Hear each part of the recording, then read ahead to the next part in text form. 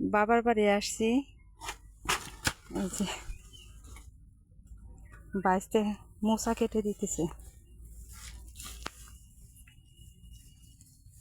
কলার বাগান আমার।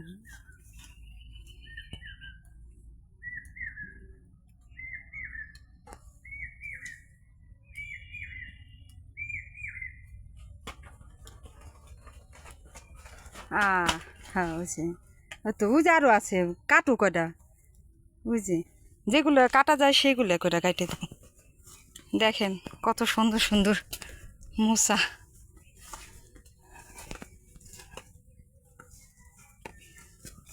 এই যে